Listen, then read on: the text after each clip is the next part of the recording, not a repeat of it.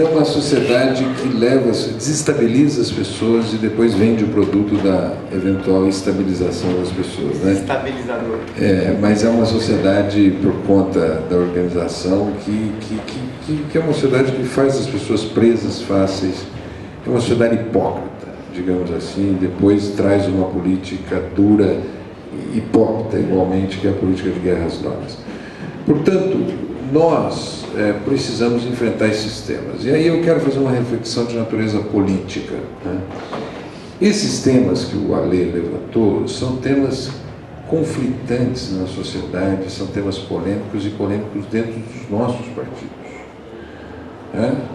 Por exemplo, esse tema da União Civil. Esse tema da União Civil é um tema que foi enfrentado por uma deputada do PT, né? A criminalização da homofobia, que está no Congresso Nacional.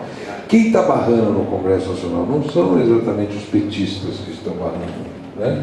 Mas é mais uma visão religiosa que está impedindo a criminalização da homofobia.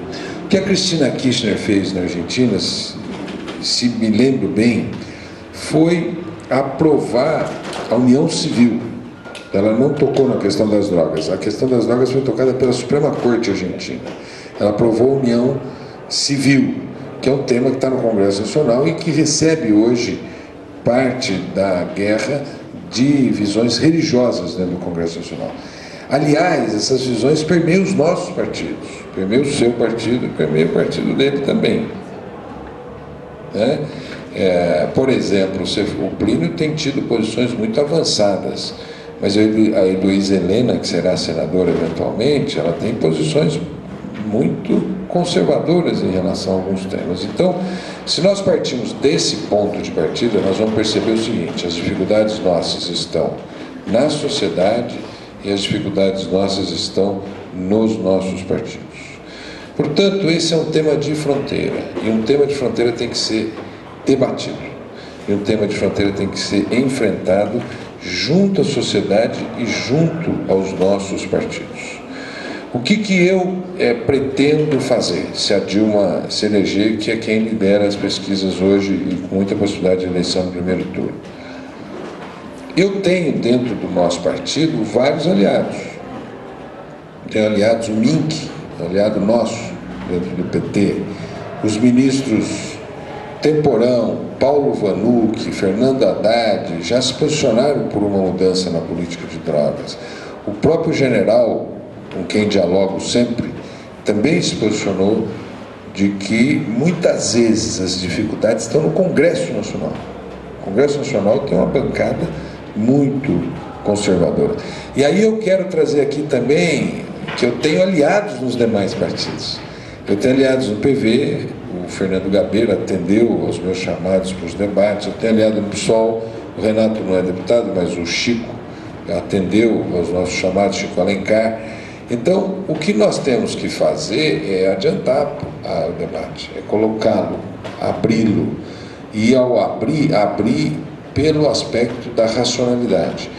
Você imagina o que era em 70 o senador Carneiro, abriu o debate do divórcio numa sociedade que tinha uma oposição forte da igreja à aprovação do divórcio. Hoje, nós olhando 40 anos depois, nós podemos ver que ele teve coragem, foi útil à sociedade brasileira quando ele enfrentou o debate da necessidade do divórcio. Não é isso? Não? Portanto, são temas que têm que ser enfrentados. E eu creio que o fato dos três candidatos, Dilma, Marina e Serra, terem se colocado da maneira que se colocaram, é por um cálculo de natureza político.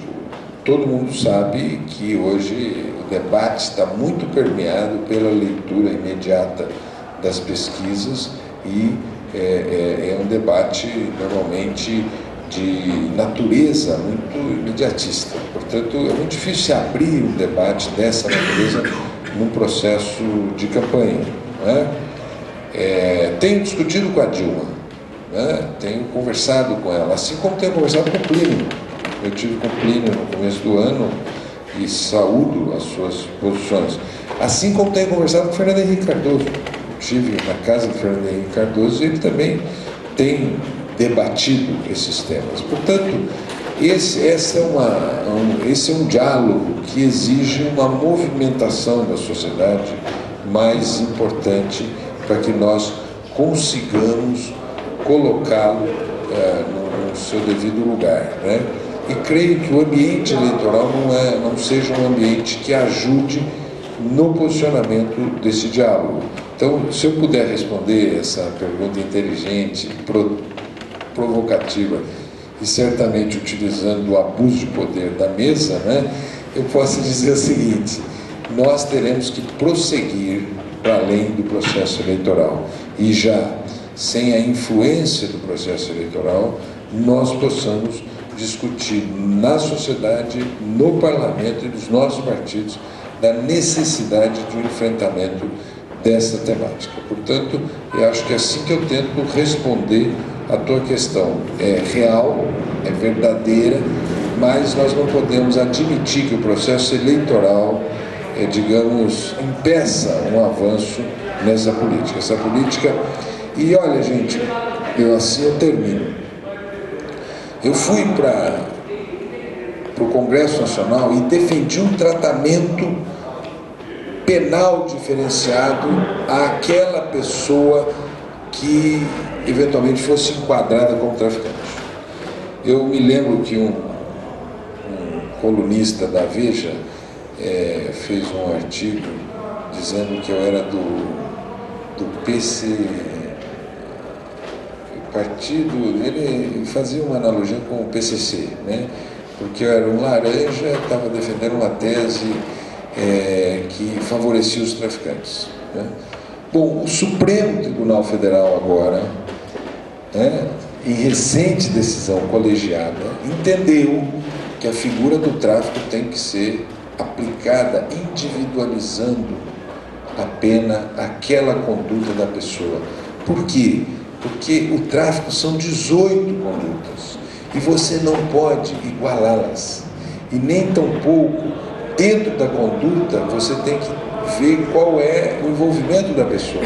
Se a pessoa é um usuário, e em razão desse uso, tem uma quantidade maior que é considerada tráfico, não pode ter o tratamento que tem a pessoa que financia. Se a pessoa é usuária e vende inicialmente para a manutenção do seu uso, ela não pode ser considerada igualmente como uma pessoa que financia, mesmo o envolvimento econômico. Então o Supremo Tribunal Federal considerou que é inconstitucional você impedir o juiz de dar uma progressão de pena para o traficante, porque está impedindo o próprio exercício da função do juiz, que individualiza a pena, e de pena alternativa, né? Não de progressão de pena, mas de pena alternativa. Eu até arrisquei falar desse tema na sua frente, né? Mas nunca posso deixar de aprender com você, e corrigiu bem a aplicação de penas alternativas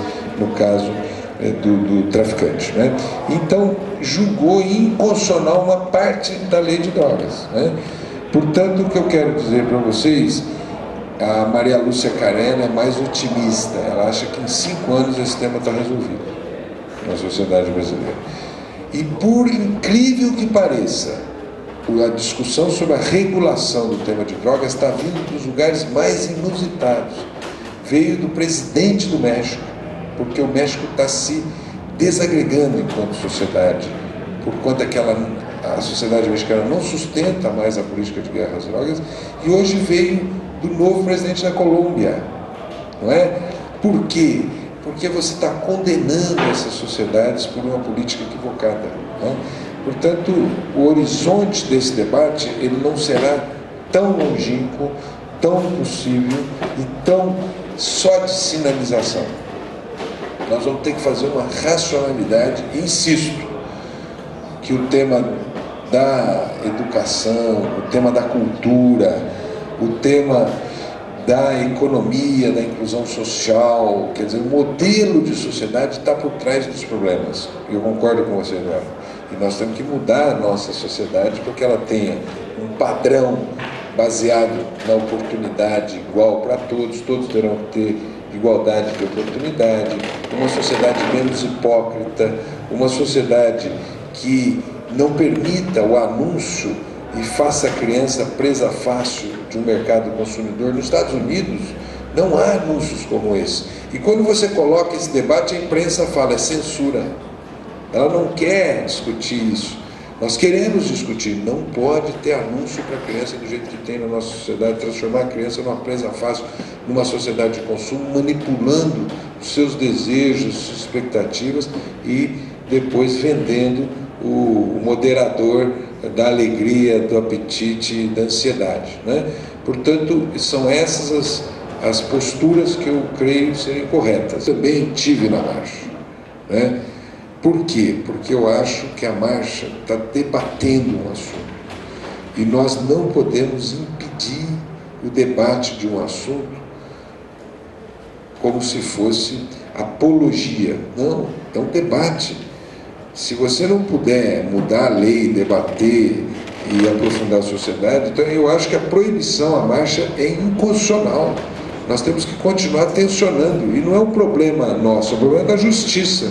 A justiça está rasgando a Constituição na medida em que ela impede o debate desse problema. E nós temos que debater na justiça e quero ir com os coletivos aqui no Tribunal de Justiça, dialogar com os desembargadores, porque eu não vejo razão para a proibição do debate dessa temática, né? Eu estive lá, uma pessoa que estava com cartaz foi presa, nós tivemos que ali interferir para que a pessoa fosse solta, então eu fui ali para garantia do debate, e esse debate não pode ser interditado na sociedade brasileira.